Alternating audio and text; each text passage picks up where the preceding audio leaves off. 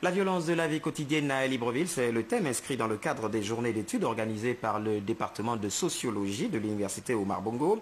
Ces journées qui s'étalent donc du 10 au 11 janvier 2013 ont vu notamment les participations d'autres spécialistes dans les domaines de recherche impliqués dans les questions de violence. Eugène Minko et Amédée Ndougou pour le reportage. Ce sont des sociologues, anthropologues, géographes, littéraires, psychologues, communicologues qui ont eu à épiloguer sur la question de violence au quotidien des Librevillois. La violence, un terme multiforme qui peut être physique, verbal ou symbolique, peut s'installer dans un cadre relationnel, individuel, communautaire ou sociétal. D'après les différents orateurs sur la question et au regard des études faites sur le terrain, la violence au quotidien des Librevillois se localise dans nos hôpitaux avec des inégalités d'accès aux soins, dans la quête du pouvoir entre dominants et dominés et son corollaire de chasse à l'homme, dans les transports, les assemblées religieuses, la rue avec la violence langagière des jeunes, etc. Le professeur Joseph Tonda, enseignant au département de sociologie, donne les axes de cette étude. À l'université, nous travaillons. Et nous travaillons pas de manière spéculative. Ici, il s'agit de faire de la science. Et la science, c'est la conjonction du concept et du terrain. La conjonction du concept et de l'expérience. En sciences sociales, nous ne faisons pas de l'expérience comme dans les sciences naturelles. Notre expérience se fait sur le terrain. Et le terrain, c'est l'hôpital, l'église, le marché, l'administration, où nous menons nos enquêtes avec des techniques qui sont appropriées aux sciences sociales. Depuis 2 ans, le département de sociologie a créé un master santé, religion et imaginaire orienté vers les questions de violence et dont la présente étude constitue la première édition. La prochaine aura lieu en 2014. Co-signataire avec l'État d'une convention de formation de certains étudiants gabonais boursiers, l'Institut des techniques avancées vient donc de livrer sa première promotion en licence professionnelle en partenariat avec l'université Amadou Hampâté Bâ du Sénégal. La cérémonie de remise de diplôme a donc eu lieu en présence des autorités du ministère de l'enseignement supérieur, comme nous le rapportent ici Edgar Djebidoukaga et Victor Moudouga. C'est en présence des représentants du ministère en charge de l'enseignement supérieur, technique et professionnel, co-signataire de convention de formation d'étudiants gabonais boursiers, que la première promotion en licence professionnelle de l'Institut des techniques avancées a été honorée. Sur les 35 inscrits au départ, 27 sont arrivés au bout de leur formation, 18 en électronique et informatique des systèmes industriels et 9 en économie de la construction et génie civil. Cette première promotion, soucieuse des difficultés qui existent pour intégrer le monde du travail, espère de son parrain une attention et surtout un soutien favorable pour la continuité à la formation et à l'intégration professionnelle. Cette consécration résulte d'une modernisation des ressources technologiques à travers une vingtaine de salles d'apprentissage et de laboratoires décidées par une direction qui depuis 23 ans fait de la formation un défi. Chers étudiants, la polyvalence et la flexibilité sont d'autant plus importantes pour votre avenir que les organisations et la vie au travail se caractérisent par des changements sans cesse. Toutes les organisations sont soumises à la nécessité d'être performantes de manière immédiate et visible. Dans la vision d'une bonne formation de l'élite nourrie par le chef de l'État et dont se sont appropriés les ministres gabonais de tutelle, les autorités gabonaises et sénégalaises présentes ici se sont félicitées du potentiel humain et surtout du partenariat actuel. C'est un partenariat stratégique face aux exigences de l'enseignement supérieur de qualité. Il est déjà riche au vu des échanges multiples entre nos deux institutions. Échange d'enseignants, d'informations, de résultats d'expérience. Qu'il me soit permis de remercier les autorités académiques et pédagogiques de l'Institut des techniques avancées et l'université Amadou Hampâté Bâ qui ont donné corps au partenariat Sud-Sud, et cela pour le bonheur de la jeunesse gabonaise. Représentants du gouvernement gabonais, mais aussi les opérateurs économiques ont noté deux particularités ici. D'abord, la faible présence des femmes dans cette promotion de 27 diplômés, 2 seulement. Ensuite, le budget mobilisé pour équiper les salles et les laboratoires, plus de 200 millions de francs CFA. Ici à ITA, Edgar Djemedoukaga et Victor Mondouga.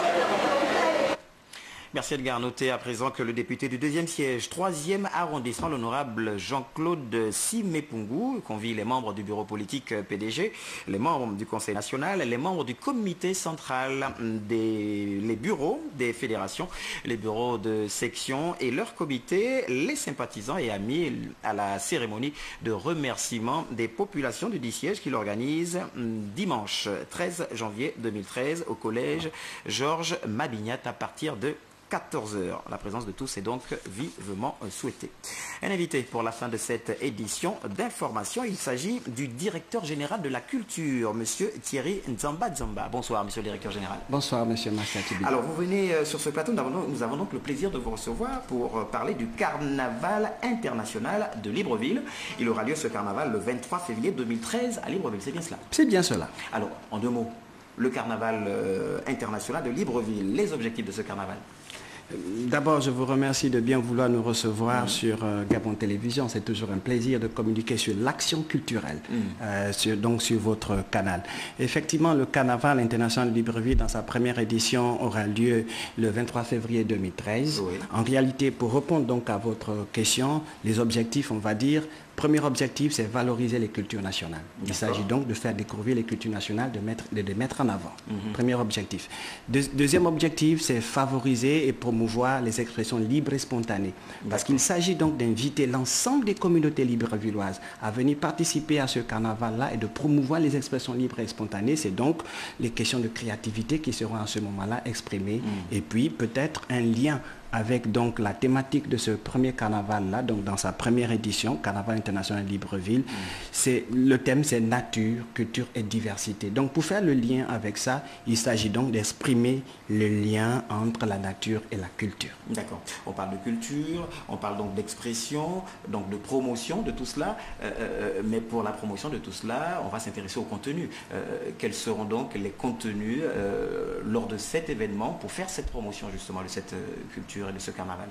Pour cette première édition, donc, c'est que nous avons prévu effectivement en termes de contenu. Déjà, vous savez, un carnaval, c'est un grand défilé, c'est des couleurs, c'est de la musique. Et lorsqu'on parle de carnaval, on a souvent tendance à penser à Rio de Janeiro, beaucoup de couleurs, beaucoup de musique. Je suis tout à fait d'accord avec vous, je suis tout à fait d'accord avec vous, et c'est la référence, c'est Rio de Janeiro. Oui. Mais en termes de contenu, ce que nous avons donc, c'est une grande procession, c'est une grande parade. Une grande parade donc, qui va nécessiter la participation de l'ensemble de Libreville. Donc il y a cette grande parade-là. À côté de cette grande parade, il y a un bal masqué.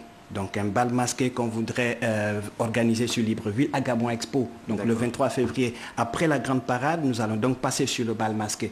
Mais pendant la grande parade, nous avons prévu effectivement d'organiser des prix.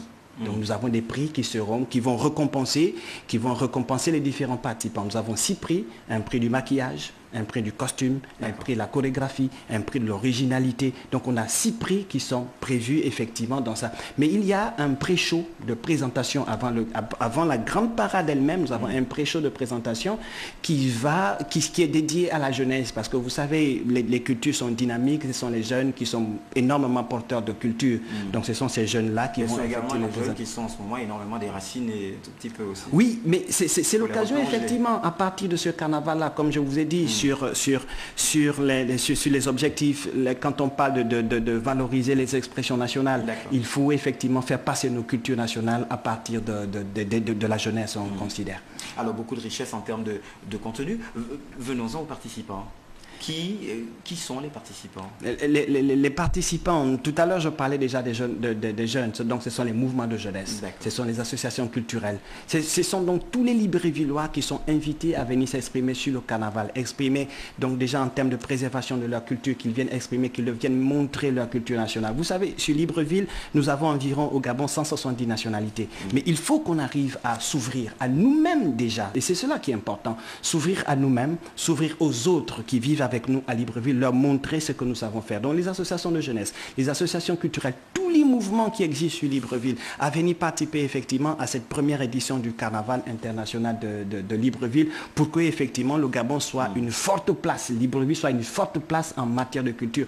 Mais bien sûr, excusez-moi, mais cela rentre effectivement dans le cadre de l'offre culturelle de Libreville, dans le cadre de la politique culturelle nationale, mais il s'agit là, en haut lieu, effectivement, de dire qu'il s'agit de la déclinaison de la vision du chef de l'État en matière de culture, de la déclinaison en action. Donc sur le plan culturel. D'accord. Alors tous les jeunes, tout le monde donc y est convié et pour vous joindre bien sûr un numéro de contact, je peux le donner ou... Donc je le donne, il n'y a aucun souci. C'est-à-dire que pour nous, dans le cadre du Carnaval international Libreville, nous avons mis en place un QG, donc un quartier général où on donne toutes les informations. Il y a donc 2 choses. Le quartier général se trouve à lui, à la place Raponda Walker, et on répond au numéro de téléphone 03 04 76 20. 03 04 76 20. Ou sur Internet. Parce que les cultures, c'est aussi ça, c'est aussi du virtuel. La culture évolue. Legabon.org. Allez sur legabon.org, .culture. Legabon.org. Legabon.org/culture et on est sur le premier carnaval international de Libreville qui aura lieu le 23 février. On invite donc l'ensemble des Librevillois à venir s'inscrire au niveau de la place Raponda Walker pour le premier carnaval international de Libreville. Voilà, c'était donc le rappel du directeur général de la culture que nous recevons sur ce plateau avec beaucoup de plaisir, M. Thierry Nzamba. Nzamba, il nous parlait donc de ce carnaval international de Libreville qui aura lieu le 23 février 2013. Vous y êtes donc conviés, vous appelez tout simplement au 03 04 76 20. Merci à vous d'avoir accepté notre invitation et nous serons de la partie et nous nous intéresserons essentiellement au bal masqué et voir s'il y aura quelques particularités ou originalités parce que lorsqu'on parle souvent de masque, on voit surtout l'étranger, mais on a beaucoup de richesses dans notre pays. À la fin de cette édition d'information, vous aurez donc l'intégralité du communiqué final de la crise en RCA. Vous aurez également un magazine sur le transfert des actes administratifs du côté du ministère du Budget, le magazine de la rédaction, donc la fin des transferts des actes administratifs aux secrétaires généraux des ministères et institutions. C'est donc l'aboutissement d'une longue opération de régularisation des situations administratives des agents civils de l'État qui permettra d'atteindre l'objectif rappel zéro. Et maintenant, à quand donc le paiement de ces rappels pour que cet objectif ait tout son sens. Je vous invite donc à suivre ce magazine après cette édition d'information, après l'intégralité du communiqué final, la crise en RCA. Merci de nous avoir suivis. Serndegui Mabila était avec moi et à la coordination Ludwine Cavou. Ahmed Mouyaka également, il se joigne à moi et à toute l'équipe d'antenne et technique dirigée par Tristan Akwe pour vous dire merci d'avoir suivi le journal. On se retrouve demain lorsqu'il sera 20h.